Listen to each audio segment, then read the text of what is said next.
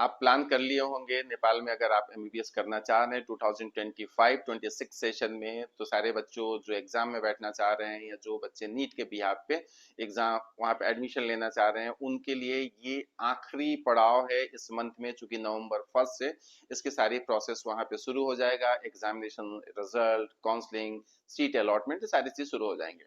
कई ऐसे पेरेंट्स हैं जिनके मन में जब पिछले कुछ महीने पहले जब नेपाल में जेनजी आंदोलन हुआ, 24 घंटे के आंदोलन ने वहां की सरकार को परिवर्तन कर दिया और जेनजी नेतृत्व में वहां पे सरकार बनी या उनके पसंद के लोग वहां प्राइम मिनिस्टर बनाया गया, तो उसमें नेपाल का क्या अभी सिचुएशन है, क्या वो जो प्रोटेस्ट हुआ था उसका असर आने वाले समय में या एडमिशन के टाइम पे पड़ सकता है या नहीं पड़ सकता है, इस पे हम लोग बातचीत करेंगे। और नेपाल में अभी तक कितने बच्चे जो एमएससी के फॉर्म अप्लाई किए हैं, नीट के बिहाफ पे कितने बच्चे किए हैं, और डायरेक्ट जो कैटेगरी 1 में आते हैं जो एग्जाम दे के वहां पे एडमिशन्स लेते हैं, वो कितने बच्चे वहां पे अपियर हुए हैं। और साथ ही साथ हम लोग इस पे भी बात करेंगे कि क्या नेपाल में सिर्फ इंडिया के ही बच्चे फॉरेन नेशनल के तौर पे एडमिशन ले रहे हैं या इंडिया के अलावा भी कई ऐसे देश हैं जिसका बेस्ट डेस्टिनेशन नेपाल बनते जा रहा है 2025-26 में। मेरा नाम दीपेंद्र चौबे है। होप कंसल्टेंट्स के इस नए वीडियो में आपका फिर से स्वागत है। अगर इस चैनल पे आप पहली दफा हैं तो इस चैनल को सब्सक्राइब कर लीजिए, शेयर कर दीजिए और इस वीडियो के अंत तक बने रहिए, तो आपको ये सब कुछ पता चल जाएगा नेपाल में क्या एग्जामिनेशन के डेट पोस्टपोन होने की संभावनाएं हैं, काउंसलिंग का टेंटेटिव डेट्स आपके कब तक आ जाएंगे, आपको कॉलेज ज्वाइन करने के डेट्स कब तक होंगे, और कितने बच्चों ने अप्लाई किया है, कितने बच्चे हैं जो एग्जामिनेशन के लिए अप्लाई किए हैं, कितने ऐसे स्टूडेंट हैं जो डायरेक्ट नीट के बिहाफ पे अप्लाई किए हैं, और क्या इंडिया के अलावा और कौन कौन से ऐसे देश के स्टूडेंट्स हैं जो नेपाल में आके एमबीबीएस की पढ़ाई करना चाह रहे हैं। ये तमाम तरह के मुद्दे हैं जिस पे हम लोग आज विस्तार से बातचीत करेंगे। लेकिन इन सबसे पहले हम लोग इस पे बातचीत कर लेते हैं कि नेपाल में जो पॉलिटिकली वहां पे मोमेंट हुआ, जो पॉलिटिकली वहां पे प्रोटेस्ट हुए जिनजी के द्वारा, उसका असर आज नेपाल में कैसा है। क्या नेपाल सच में अशांत है या शांत हो चुका है, या आने वाले समय में फिर से वहां प्रोटेस्ट होने की संभावनाएं हैं। तो कई ऐसे पेरेंट्स हैं जो काफी डरे हुए हैं, कई ऐसे पेरेंट्स हैं जो रोज उनका कॉल्स और उनका जो कंसर्न रहता है कि मेरा बच्चा या लड़का हो या लड़की हो नेपाल में एमबीबीएस की पढ़ाई करने जा रही है, 2 महीने पहले नेपाल की स्थिति ऐसी थी, क्या अभी भेजना वहां पे सेफ रहेगा या नहीं रहेगा। तो उनसे मेरा एक ही आग्रह है कि अभी नेपाल का स्थिति काफी स्टेबल है, वहां पे गवर्नमेंट फॉर्म हो चुकी है, और जो गवर्नमेंट, जो नई इंटरिम गवर्नमेंट बना हुआ है, वो गवर्नमेंट बहुत अच्छा परफॉर्म कर रही है, वहां पे शांति व्यवस्था बनी हुई है। आने वाले समय में अगर कुछ इस तरह से कुछ घटनाक्रम घटती है तो जरूर मैं आपको अपडेट करूंगा। दूसरा पहलू इस वीडियो का ये है कि 1 नवंबर 2025 को उन बच्चों के लिए एग्जाम कंडक्ट किया जा रहा है जो बच्चे या तो नीट में इस साल फेल हैं, पिछले साल पास थे, या बहुत सारे ऐसे देश के बच्चे हैं जो अपने कंट्री के एग्जाम नहीं पास किए हैं, जो वहाँ के मेडिकल एंट्रेंस एग्जामिनेशंस होते हैं, टेस्ट होते हैं, उनके लिए नेपाल में एक कैटेगरी 1 की व्यवस्था है। जो नेपाल में जो नेपाली बच्चे एग्जाम देते हैं मेडिकल एजुकेशन कमीशन का, और उसमें मेरिट में आते हैं, उनके मेरिट के आधार पे उनका एडमिशन होता है।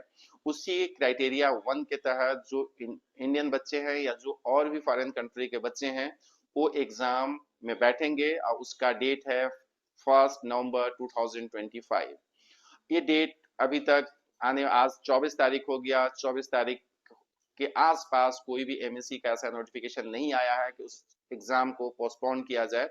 तो मेरा मानना है कि जो 1 नवंबर 2025 का कैटेगरी 1 का एमएससी का एग्जाम है वो अपने समय पे ही होगा, और उसका एडमिट कार्ड मेरे ख्याल से मंडे या मंडे के बाद से आप अपने एमएससी के वेबसाइट से जाके डाउनलोड कर सकते हैं। और वो स्टूडेंट जो कैटेगरी 2 में नेपाल में अप्लाई किए हैं, उनका जो काउंसलिंग का टाइम आएगा टेंटेटिव आपका दिसंबर 2nd वीक में आपका उस काउंसलिंग का टाइम आएगा। नेपाल का जो एग्जामिनेशन है 1 नवंबर को हो रहा है, एग्जाम होने के बाद वहां पे रिजल्ट आने में भी तकरीबन 10 से 15 दिन समय लगता है। फिर उसमें ये भी दिया जाता है कि क्या वहां पे किसी भी स्टूडेंट को उसके ऊपर चैलेंज करनी है या कुछ वैसी गड़बड़ियां पाई जाती है, उसको रिव्यू के लिए भी वहां समय दिया जाता है। उस सब होने के बाद टेंटेटिवली जो नेपाल का रिजल्ट आएगा वो 25 से लेके लास्ट वीक ऑफ नवंबर आ सकता है। आने के बाद काउंसलिंग के डेट आएंगे, तो पहला काउंसलिंग कैटेगरी 1 का होगा। उसके बाद जो सीट्स बचती है उस सीट्स पे जो कैटेगरी 2 के बच्चे हैं जो नीट के बिहाफ पे या अपने कंट्री के टेस्ट के बिहाफ पे नेपाल में एडमिशन के लिए अप्लाई किए हैं, उनका एडमिशन प्रोसेस शुरू होता है। अब सवाल सबसे बड़ी ये है कि नेपाल में कितने सीट्स हैं और कितने बच्चे कैटेगरी 1 में अप्लाई किए हैं, या कितने ऐसे स्टूडेंट हैं जो कैटेगरी 2 में अप्लाई किए हैं। इसके साथ साथ ये भी जानना आपको जरूरी हो जाता है कि सिर्फ और सिर्फ नेपाल इंडियन स्टूडेंट का लिए ही बेस्ट डेस्टिनेशन बना है, कि 2025 में नेपाल इंडिया के अलावा भी ऐसे कई कंट्रीज हैं जिसके लिए बेस्ट डेस्टिनेशन बन गया है। ये अलग बात है कि जो इंडियन स्टूडेंट हैं इनके नंबर्स काफी ज्यादा है, जो दूसरे कंट्री के बच्चे हैं उनके स्टूडेंट्स के जो संख्या है वो कम है। अब कैटेगरी 1 की बात करें, और ये बात मैं एमएससी के जो चीफ एग्जामिनेशन मंजू अधिकारी नाम है उनका, उनके अनुसार अगर देखा जाए तो कैटेगरी 1 में जो टोटल फॉरेन स्टूडेंट ने अप्लाई किया है वो है 223। मतलब 223 छात्रों ने कैटेगरी 1 में अप्लाई किया है, जो एग्जाम देंगे, एग्जाम में पास होंगे और उसके मेरिट के हिसाब से उनका एडमिशन नेपाल में होगा। फिर आती है सवाल कि कैटेगरी 2 में कितने ऐसे स्टूडेंट्स हैं जो कैटेगरी 2 में नीट के बिहाफ पे या अपने कंट्री के जो मेडिकल एंट्रेंस टेस्ट होता है उसको क्वालिफाई किए हैं, उसके आधार पे नेपाल में अप्लाई किए हैं। ये जो नंबर्स है ये है 1293। 1293 बच्चों ने नेपाल में नीट के आधार पे डायरेक्ट एडमिशन के लिए वहां पे अपना एप्लीकेशन फिल किया है। इसमें बहुत सारे ऐसे स्टूडेंट हैं जो डायरेक्ट किए होंगे, बहुत सारे ऐसे स्टूडेंट हैं कि अपने काउंसलर के थ्रू करवाए होंगे, बहुत सारे ऐसे स्टूडेंट हैं जिनके कई रिलेटिव्स नेपाल में होंगे उनके थ्रू करवाए होंगे। तो टोटल जो डायरेक्ट एडमिशन के लिए एप्लीकेशंस या एप्लीकेंट्स हैं नेपाल में वो है 1293। तो ये नंबर्स हैं। और नेपाल में फॉरेन सीट्स की बात करनी पड़ेगी, जब इतने टोटल मिला दे तो टेंटेटिवली 1500 बच्चे नेपाल में एडमिशन के लिए अभी तक अपना एप्लीकेशन फॉर्म जमा किया है, और उनमें से कितने बच्चों का एडमिशन हो पाएगा इसके बारे में भी आपको जानना जरूरी है। तो अब सीट्स की डिस्ट्रीब्यूशन नेपाल में किस तरह से होता है, तो गवर्नमेंट के जितने भी मेडिकल कॉलेजेस हैं, जितने भी उनका इनटेक है उसका 10% सीट्स फॉरेन नेशनल के लिए होता है, और प्राइवेट में 33% सीट्स फॉरेन नेशनल के लिए होता है।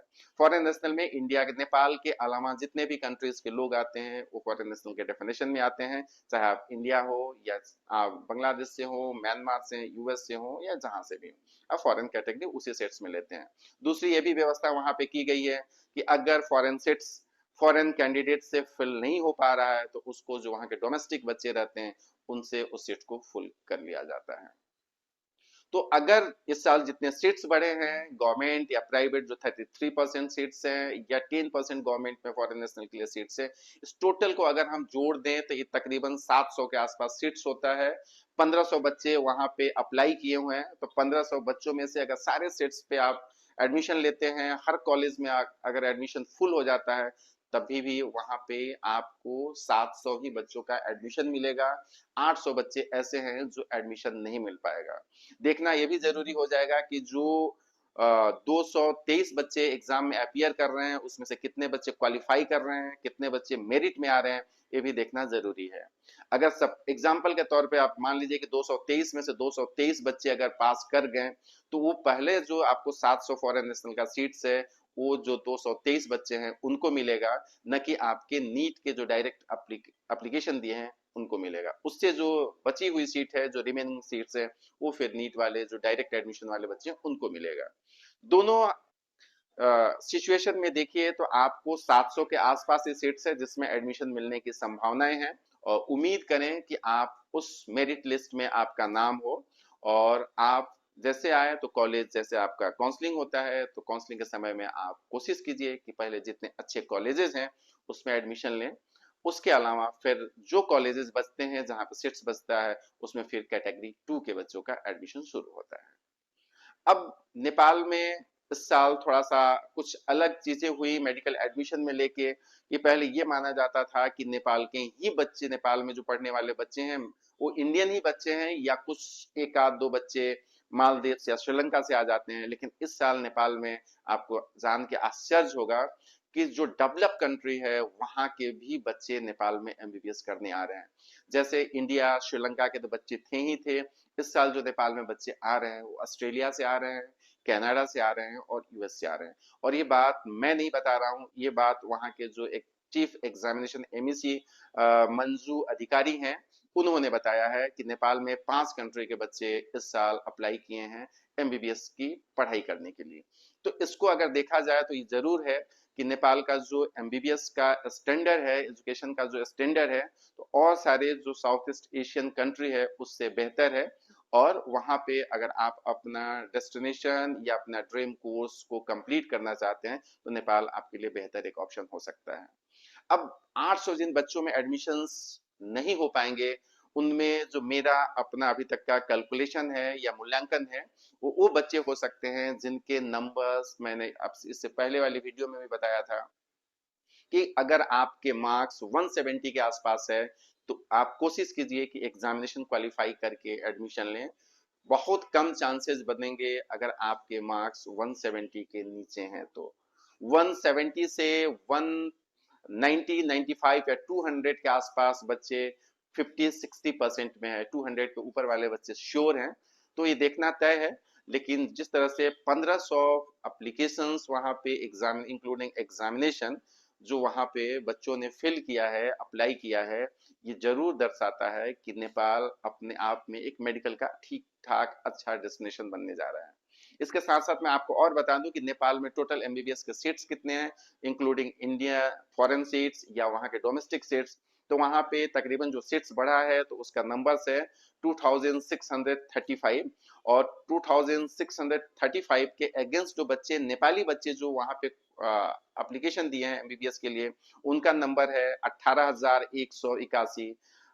18,181 जो नेपाली बच्चे हैं 2635 सीट्स के अगेंस्ट वहां पे अप्लाई किए हैं, उसमें उनकी फाइट है। और ये 2635 जो सीट्स है इसमें से तकरीबन 700 सीट जो फॉरेन नेशनल के लिए रिजर्व है।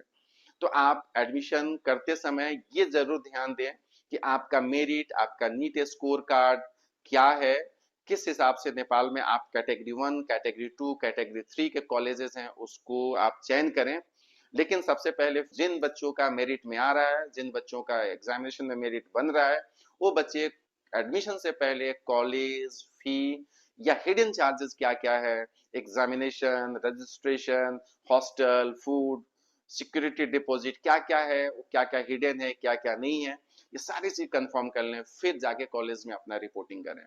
और मैं उन बच्चों से जो बच्चे 1 नवंबर 2025 को कैटेगरी 1 के तहत नेपाल में अपीयर हो रहे हैं, उनको मेरे तरफ से बहुत बहुत शुभकामनाएं, बहुत बहुत बधाई। उम्मीद करता हूं बाबा विश्वनाथ आपको मेरिट में लाए और आपके जो ड्रीम एजुकेशन है, जो कोर्स है, उसमें आपका दाखिला मिले और आप आगे चल के एक बेहतर डॉक्टर बन सके। जो बच्चे कैटेगरी 2 में भरे हैं उनको भी बहुत बहुत बधाई। आप कोशिश कीजिए कि आपको भी अच्छे कॉलेज मिले। अगर इस वीडियो आपको कहीं से कुछ भी अगर आपको इंफॉर्मेशन दे रहा है या इंफॉर्मेटिव लग रहा है और थोड़ा बहुत अगर मेरे वीडियो से आपके पास नॉलेज नेपाल एमबीबीएस को लेके, एडमिशन को लेके पहुंच रहा है, तो आप कोशिश कीजिए इस चैनल को सब्सक्राइब करने के लिए। कोशिश कीजिए कि इस वीडियो को उन बच्चों के बीच में शेयर करने के लिए या उन पेरेंट्स के बीच में शेयर करने के लिए जो नेपाल में एडमिशन लेना चाह रहे हैं और उनको नेपाल के एडमिशन के बारे में बहुत सारी चीजें पता नहीं है। तो उन पेरेंट्स या उन स्टूडेंट के लिए ये वीडियो में मुझे लगता है कि कहीं ना कहीं थोड़ा बहुत कारगर साबित हो सकता है और इंफॉर्मेटिव साबित हो सकता है। आखिर में आपने इस वीडियो का अपने बहुमूल्य समय निकाल के सुना, देखा, इसके लिए बहुत बहुत आभार, बहुत बहुत शुक्रिया। Thank you.